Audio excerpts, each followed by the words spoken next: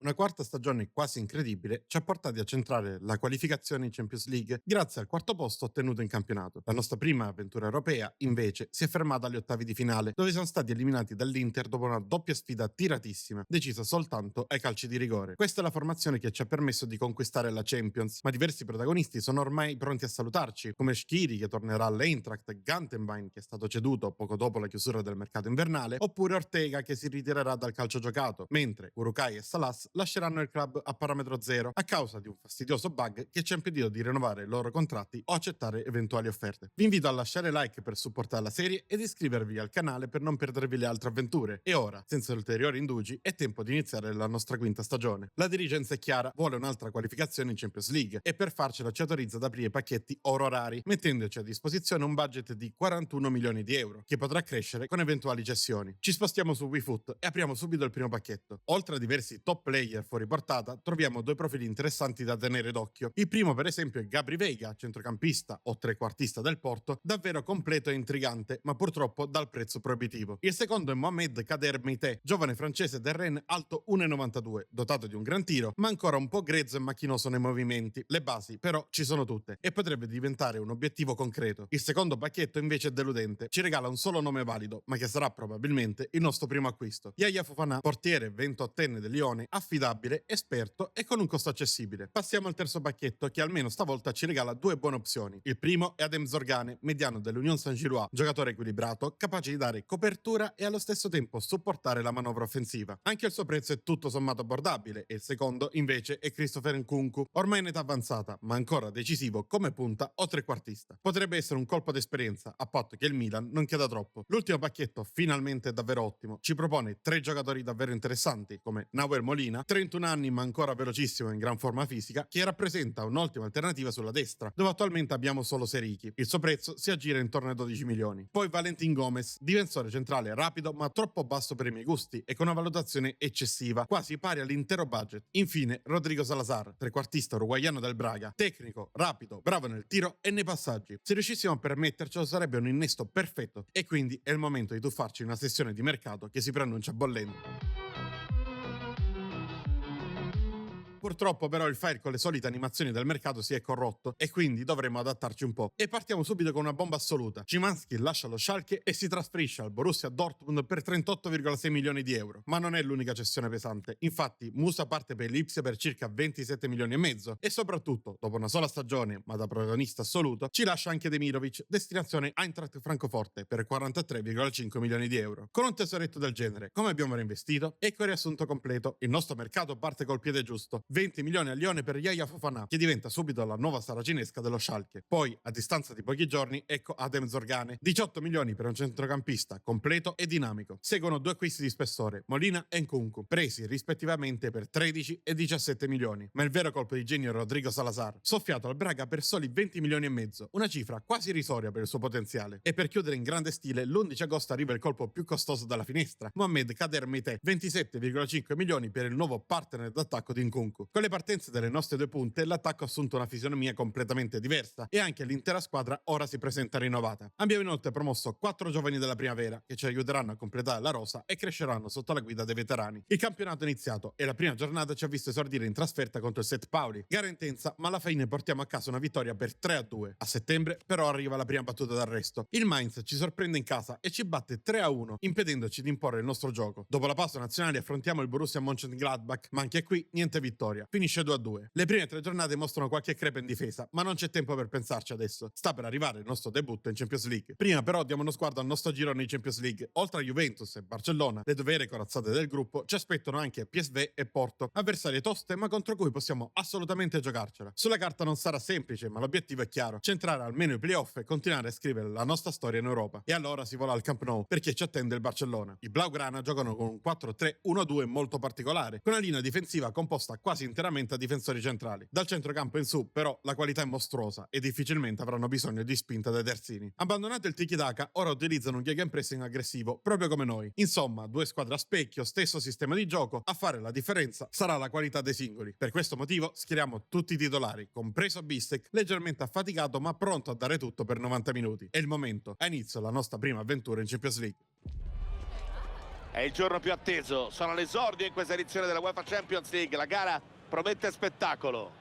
Riflettori puntati su Barcellona, gara che si disputerà nello stadio che ha assistito ai tanti trionfi del club blaugrana. La partita inizia subito a ritmi altissimi e sorprendentemente la prima occasione è nostra. Salazar scappa via sulla destra e mette un cross preciso al centro dove Cuisance prova la sponda per Kunku. L'attaccante calcia al volo ma la palla termina di poco fuori. Il Barcellona reagisce immediatamente con un contropiede fulmineo. Il primo tiro impegna Fofana, la difesa non riesce a liberare e subito dopo il portiere è costretto a un vero miracolo sul tiro di controbalzo di Pedri. Pochi minuti più tardi è ancora decisivo su una conclusione dal limite prima che Bissek riesca a spazzare via. Ma i blaugrana ormai sono in pieno controllo e dopo 3 minuti tornano all'attacco. Le due punte triangolano rapidamente e stavolta Fofana non può nulla. Barcellona in vantaggio. Per una decina di minuti il ritmo si abbassa, ma al 38esimo Fermin riaccende la partita. Penetra in area con un tiro difficilissimo, beffa Fofana sul primo palo. Il primo tempo si chiude così sul 2-0, con noi in grande difficoltà a contenere la loro pressione. E dopo appena 2 minuti nella ripresa, Burkhardt e Fermin combinano al limite dell'area. La punta si libera e lascia partire un mancino preciso che finisce all'angolino. È 3-0 e da lì in poi i catalani prendono il totale controllo del match. Con l'ingresso di Yamal inoltre la situazione peggiora ulteriormente. Lo spagnolo inventa un passaggio perfetto per il compagno che davanti al portiere non sbaglia. 4-0. Il Barcellona non si ferma e De Jong arriva al tiro dal limite liberato da una sponda dall'attaccante, ma per fortuna stavolta Fofana non deve intervenire. Al 70esimo finalmente un lampo di orgoglio. Salazar guida il contropiede e serve Nkunku che dribbla il marcatore, entra in area e pur calciando in equilibrio precario trova il gol del 4-1. La gioia tuttavia dura poco. Burkhardt sfugge a Jubers e prova il tiro a giro costringendo ancora Fofana a una parata incredibile. Sul proseguo dell'azione la palla arriva a Yamal che si gira sul mancino e con un tocco vellutato la mette sotto l'incrocio. E c'è il gol. E nemmeno sul 5-1 il Barcellona rallenta. De Jong crossa, il nostro difensore prova a liberare 2 volte, ma la palla finisce ancora sui piedi di Yamal, che controlla e batte Fofana anche col destro. Finisce 6-1, un esordio amarissimo che mette in evidenza ancora una volta i nostri problemi difensivi. Dovrò lavorare sulla tattica e trovare soluzioni diverse in vista del resto della stagione. Ci si aspettava certamente una prestazione diversa da loro oggi.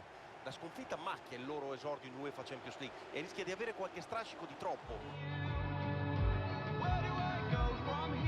Il mese di settembre ci ha messo subito davanti a 2 grandi sfide, Borussia Dortmund e Wolfsburg. Entrambe sono finite in parità, ma con storie molto diverse. Contro il Dortmund abbiamo giocato una partita di grande intensità, comunque ci ha portato in vantaggio a inizio ripresa con un contropiede perfetto, poi al 65esimo il giovane Moller ha raddoppiato di testa facendo esplodere lo stadio. Sembrava fatta, ma nel finale Gyökeres ha riaperto tutto sul rigore e all'87esimo, approfittando di un nostro errore in ripartenza, ha trovato anche il 2-2 con un sinistro preciso all'angolino basso. Dopo quei 2 pareggi ha deciso di rivedere qualcosa nella tattica e la risposta è arrivata immediatamente. Il mese di ottobre è stato semplicemente straordinario. Abbiamo battuto la Juventus con una prestazione davvero convincente. Infatti ci siamo portati in vantaggio al minuto 18 con Salazar, bravo a sfruttare il tanto spazio lasciatoli e a piazzare il pallone all'angolino. Nel secondo tempo continuiamo a spingere e con un'azione velocissima troviamo il raddoppio grazie al primo gol in maglia Schalke di Zorgane. Ma non è finita perché a chiudere definitivamente i conti ci pensa Ferguson, impeccabile con il suo sinistro preciso e potente. Il gol nel finale, arrivato in contropiede e firmato da David, mi ha fatto arrabbiare, ma resta un gol giusto considerando la prestazione della Juve, comunque sempre pericolosa. Da lì in poi non ci siamo più fermati. 3-2 a Leverkusen, 1-0 all'Heidenheim e una vittoria tranquilla per 2-0 in Champions League sul Dender, formazione belga nettamente inferiore. Nel weekend successivo stesso risultato contro l'Eintracht Francoforte. Mete ha aperto le marcature con un contropiede fulmineo a fine primo tempo e nella ripresa ha chiuso i conti con una doppietta personale. Un sinistro potentissimo sotto l'incrocio, dopo aver seminato tutti i difensori in velocità. Il mese si è chiuso con il passaggio del turno in Coppa 3-2 al Bochum, nonostante l'ampio turnover e la presenza di diversi ragazzi della primavera nell'11 titolare. A novembre la squadra ha continuato a volare, vittoria di misura per 1-0 sul Werder Bremen in trasferta e un'altra impresa europea battendo il Porto 2-0 davanti al nostro pubblico. Ma ora ci attende una prova di fuoco, il Bayern Monaco. I bavaresi, primi in classifica, si schierano con il solito 4-1-4-1 ricco di talento puro. Olise, Musiala, Gnabry, Davis, senza contare Kimmich e Sanchez addirittura mostrati in panchina. È una squadra costruita per dominare il possesso e rischia di farci girare a vuoto, mettendo in crisi il nostro gegenpressing. Ma noi arriviamo a questa sfida con tutti i titolari al massimo della forma e con alle spalle una striscia positiva che ci dà coraggio. Ora non resta che scendere in campo e scoprire cosa ci riserveranno questi 90 minuti. Ha appena ricevuto il premio di miglior allenatore del mese, vorrà festeggiarlo con una bella prestazione dei suoi. Sfida che sta per cominciare, mettetevi comodi. Anche oggi le tribune della Gelsenkirchen Arena offrono un colpo d'occhio spettacolare. Tifosi già in clima partita, pronti a trascinare la propria squadra. Il primo tempo si rivela molto bloccato, con entrambe le squadre attente più a non scoprirsi che ad affondare il colpo. Al 20° però il Bayern prova a rompere l'equilibrio. Davis parte con una delle sue accelerazioni devastanti, penetra in aria, ma al momento del tiro spreca tutto, calciando di molto al lato. Bisogna attendere fino al 44° per vedere un'altra occasione degna di nota. Kunku si libera dal suo marcatore e prova a incrociare col mancino, ma trova un'ottima risposta di Nubel che devia in qualche maniera la conclusione prima di bloccarlo in due tempi. E si fa quindi a riposo sullo 0-0, con la sensazione che entrambe le squadre abbiano ancora molto da dare. E infatti il Bayern parte subito forte. Musiala alza un pallone per Sieb, l'attaccante controlla e con un tocco leggero prolunga il pallone per Bischoff, che incrocia con il destro sul palo lontano, battendo così Fofana per il gol dell'1-0. 5 minuti dopo Olise serve Sieb con un cross dolcissimo, il tiro viene rimpallato da Hubers e la palla diventa nuovamente pericolosa, ma per fortuna Fofana ci mette una pezza uscendo. Noi ripartiamo in contropiede riuscendo a liberare Meite, che arriva sul fondo e scarica l'indietro per Nkunku, che prova di prima intenzione. Il tiro però non è preciso e si spegne sul fondo, non andando nemmeno vicino al palo. Poi per 30 minuti proviamo a spingere a aumentare la pressione, ma la loro difesa tiene alla perfezione e noi non riusciamo a trovare il tiro vincente. Finisce 1-0 per gli ospiti, che mettono definitivamente fine alla nostra serie positiva. Poteva anche starci il pari. Questa sconfitta però servirà di lezione.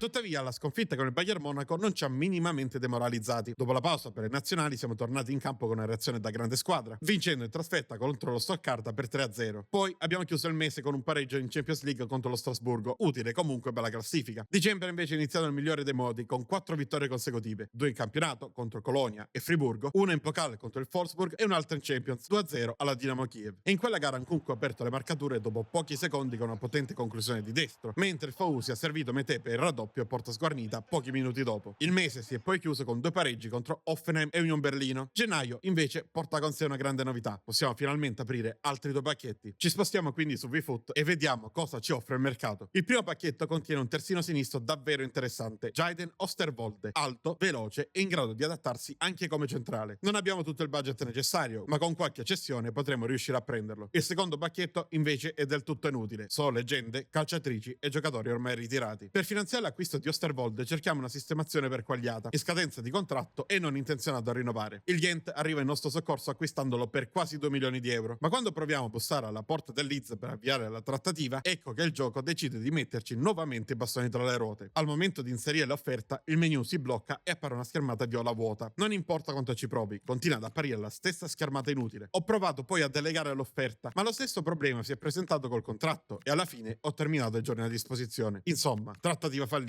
È il secondo bug di mercato che ci rovina la carriera e sinceramente comincia a diventare frustrante. Il risultato è che restiamo con un solo terzino sinistro per tutto il resto della stagione. Un peccato perché anche a gennaio le cose sul campo vanno molto bene. Si riparte contro una delle nostre bestie nere, il Lipsia, che passa in vantaggio al minuto 32, ma 10 minuti dopo reagiamo con Ferguson che pennella un cross perfetto per Cuisance, bravissimo di testa a firmare il pareggio. Nella ripresa Nkunku ci porta avanti, ma all'82esimo Arder trova il 2-2 con un contropiede solitario. All'89esimo però Nkunku replica la sua prima rete e ci regala una vittoria preziosa. Nel turno infrasettimanale arriviamo un po' scarichi e perdiamo 2-0 contro l'Augsburg, ma ci rialziamo subito con una nuova striscia positiva di 4 vittorie consecutive, 2 di campionato contro Friburgo e Mainz e 2 in Champions contro Apoel e PSV. Al giro di boa ci troviamo quindi terzi in campionato a soli 4 punti dal Bayern Monaco e qualificati direttamente agli ottavi di Champions dopo un girone praticamente perfetto, macchiato solo dalla pesante sconfitta contro il Barcellona. Febbraio si apre con una brutta sorpresa, sconfitta per 3-1 contro il St. Pauli, che questa volta riesce a batterci con pieno merito. In Pokal affrontiamo il Colonia con diverse riserve in campo, ma basta il gol di Meté su assist di Nkunku nel primo tempo per garantirci la qualificazione. Da lì in poi un trittico da brividi. Prima il derby col Borussia Dortmund, dove soffriamo per 90 minuti, ma riusciamo a vincere grazie a un rigore e a un contropiede fulmineo. Poi l'1-0 al Borussia Mönchengladbach e un'altra vittoria di misura alla Red Bull Arena contro il Lipsia. A marzo continuiamo la nostra marcia, 4-2 all'Union Berlino, che all'andata ci aveva fermato sul pari, e una vittoria pesantissima all'Allianz Arena dove battiamo il Bayern 2-1. Ferguson apre le danze al 23esimo su assist Nkunku, poi lo stesso Nkunku sfrutta gli spazi concessi alla difesa e raddoppia pochi minuti dopo. Il gol del Bayern arriva nella ripresa con Davis che svetta più in alto di tutti sul calcio d'angolo. E ora è tempo degli ottavi di Champions League. Davanti a noi ancora una volta il Borussia Dortmund. Non potevo non mostrarvi un derby della Ruhr in versione europea. Nella loro rosa ora compaiono nomi come Van de Ven, Carreras e Gyökeres, protagonisti già visti nelle lights precedenti. Il loro stile di gioco invece è equilibrato, efficace in entrambe le fasi e i risultati parlano chiaro: 5 vittorie consecutive. Insomma, non sarà facile e lo sappiamo, ma stavolta possiamo contare su tutti i titolari perfettamente riposati. Il Dortmund negli ultimi derby ci ha sempre messo in difficoltà e con la pressione della Champions la posta in gioco è ancora più alta, ma non dobbiamo fallire. Raggiungere i quarti sarebbe già un traguardo enorme. Farlo dopo aver vinto un derby lo renderebbe semplicemente indimenticabile. Questa è una di quelle gare che ogni tifoso, semplice appassionato, non dovrebbe mai perdersi di fronte a due squadre imbottite di fuori classe, pronte a farci divertire. Gara che si giocherà nella splendida cornice del BVB Stadion di Dortmund.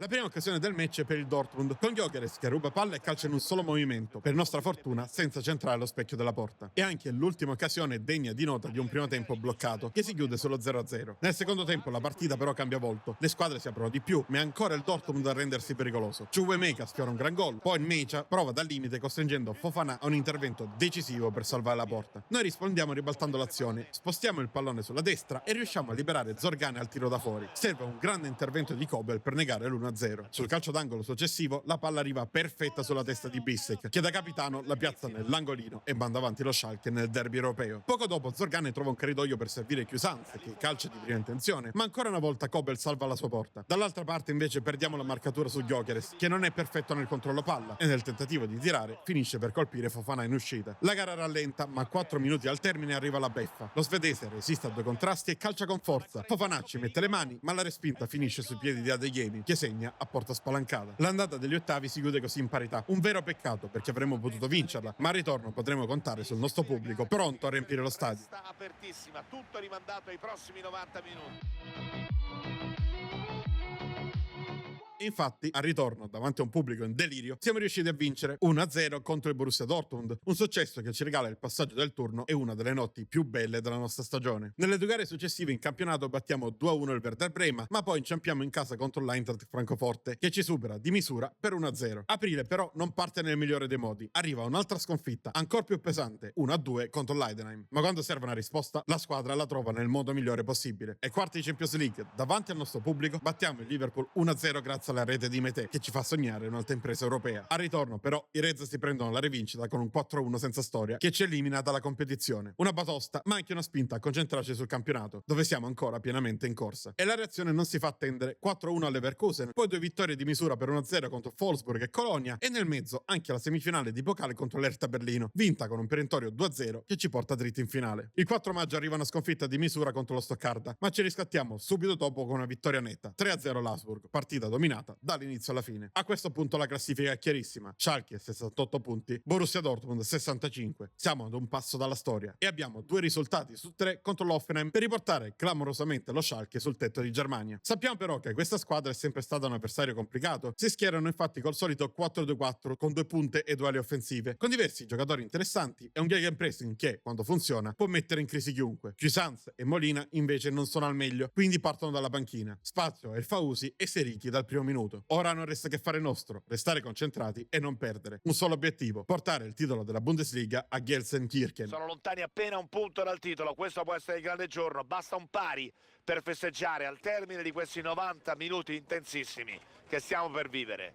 Si gioca alla Pre-Zero Arena di Sinsheim di fronte al pubblico delle grandi occasioni. Partono subito forte i nostri avversari. Un cross al centro viene rinviato in modo goffo da Hubers, che colpisce di tacco e centra l'attaccante con rimpallo pericolosissimo che per poco non beffa Fofana. 10 minuti più tardi Moleiro penetra in aria, scherza con il nostro difensore, si gira e serve al centro l'attaccante che deve solo appoggiare in rete. Siamo già sotto 1-0 e l'Hoffenheim non sembra avere alcuna intenzione di rallentare. Moerstedt controlla in aria e calcia, costringendo Fofana a un autentico miracolo, e 3 minuti dopo, in contropiede, lo stesso attaccante arriva di nuovo al tiro e impegna ancora il nostro portiere, che con un grande riflesso devia in angolo. Ci svegliamo al 38esimo, scossi da Meté che scappa via in contropiede. Da posizione defilata calcia con mancino e trova una traiettoria perfetta sotto la traversa. Gol straordinario e siamo di nuovo vivi. Ma la gioia dura appena 2 minuti. L'ala destra dell'Hoffenheim, dopo una serie di doppi passi, lascia partire un tiro da fermo con una parabola velenosa che batte Fofana e si infila sotto la traversa. Si chiude così il primo tempo. Siamo sotto, serve assolutamente una scossa. Nella ripresa l'Hoffenheim continua a spingere, l'Emperla entra in area e calcia la sua terra, ma stavolta Fofana blocca senza problemi. Al 54esimo ancora Metefo gira in contropiede, stavolta però vede l'inserimento di Nkunku, lo serve al centro e il francese non sbaglia, riportandoci sul 2-2. È una gara folle, senza respiro, infatti l'Hoffenheim torna all'attacco con Moristet che mette un cross rasoterra al centro. Lemperle tira da 2 passi, ma Fofana chiude lo specchio e devia con il ginocchio, compiendo un autentico miracolo. A pochi minuti alla fine sfioriamo la beffa, ancora Lemperle, servito da Angelino, si tuffa sul pallone e per poco non trova il gol del vantaggio. E invece sul ribaltamento di fronte arriva la nostra magia. Gisans trova lo spazio per lanciare Nkunku in profondità. Il francese parte in velocità, poi entra in area, prende la mira e batte il portiere con freddezza per il 3-2. Vinciamo una partita pazzesca, ma soprattutto vinciamo un campionato incredibile, conquistato con merito, costanza e carattere. Vi lascio i festeggiamenti perché ce li siamo meritati e poi ci vediamo per le ultime statistiche. E soprattutto premia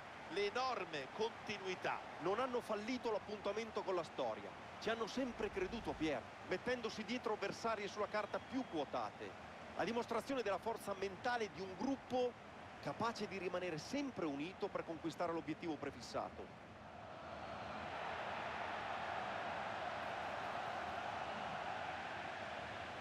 È il momento più atteso, è la foto di gruppo con la coppa da custodire come una reliquia, come un ricordo incancellabile. Una foto che vale più di 1000 parole, Pier. Ricordi indelebili di una giornata indimenticabile.